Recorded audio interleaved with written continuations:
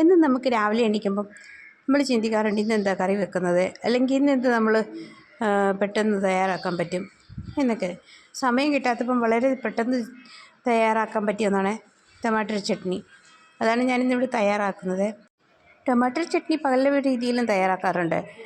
ചിലർ ആദ്യം ടൊമാറ്റോ ചുട്ടെടുത്തിട്ട് അതിൻ്റെ കൂടെ ബാക്കിയുള്ള സാധനങ്ങളൊക്കെ ചേർത്തെടുത്ത് വേവിക്കാതെ തന്നെ ചെയ്യാറുണ്ട്. പിന്നെ അല്ലാതെ ഇതുപോലെ ചെറുതായിട്ട് അരിഞ്ഞിട്ട് അത് വഴറ്റിയെടുത്ത് ചട്നിയാക്കാറുണ്ട്.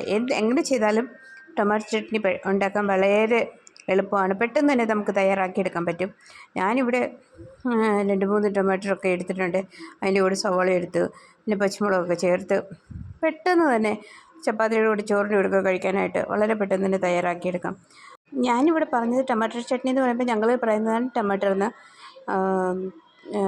മലയാളികൾ തക്കാളിക്കാന്നല്ലേ പറയുന്നത്. പിന്നെ ഞങ്ങളിവിടെ ഹിന്ദിക്കാരൊക്കെ പറയുന്നത് ടൊമാറ്റോ എന്നുമാണ്. പിന്നെ അതുകൊണ്ടാണ് ഞാൻ ടൊമാറ്റോ ചട്നി എന്ന് പറഞ്ഞത്. ഞാനിതെല്ലാം കൂടി ഒന്ന് അരിഞ്ഞെടുത്തതിന് ശേഷം ഇനി നമുക്ക് ചീനച്ചട്ടി അടുപ്പിൽ വെച്ചതിന് ശേഷം എണ്ണ ഒഴിച്ച് കൊടുത്ത് അതിലേക്ക് കടുകിട്ട് പൊട്ടിച്ചതിന് ശേഷം നമ്മൾ അരിഞ്ഞ് വെച്ച ചേരുവകൾ ഓരോന്ന് ചേർത്ത് കൊടുക്കണം.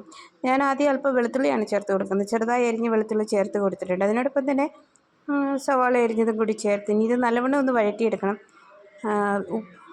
പെട്ടെന്ന് വഴന്ന് കിട്ടാൻ നമുക്ക് ഉപ്പ് ആഡ് ചെയ്ത് കൊടുക്കണം. ഉപ്പ് ആഡ് ചെയ്തതിന് ശേഷം നല്ലവണ്ണം ഒന്ന് വഴറ്റിയെടുക്കണം. ഹിന്ദിക്കാർ ഏത് കറികളുണ്ടാക്കിയാലും അവർ പെട്ടെന്ന് ഉണ്ടാക്കത്തില്ല. അവർക്ക് കുറേ സമയമെടുക്കും. കാരണം അതവർ ഇത് അടുപ്പിൽ വെച്ചിങ്ങനെ ഇളക്കി കൊടുത്തുകൊണ്ടേയിരിക്കും. എണ്ണ എപ്പോൾ തെളിഞ്ഞ് വരുന്നോ അതുവരെ അവർ ഇങ്ങനെ വേവിച്ചുകൊണ്ടിരിക്കും. അവർ പറയുന്നത് പച്ചക്കറികളൊക്കെ ഇങ്ങനെ എണ്ണ തെളിഞ്ഞ് വരണം അതുവരെ ആ മസാല ഇങ്ങനെ അതേ പിടിക്കണം. അതുവരെ അവർ ഇളക്കി കൊടുത്തുകൊണ്ടേയിരിക്കും. ഞാനിവിടെ സവാളയൊക്കെ വഴറ്റിയെടുത്തതിന് ശേഷം അരിഞ്ഞ് വെച്ച തക്കാളി ചേർത്ത് കൊടുത്തു.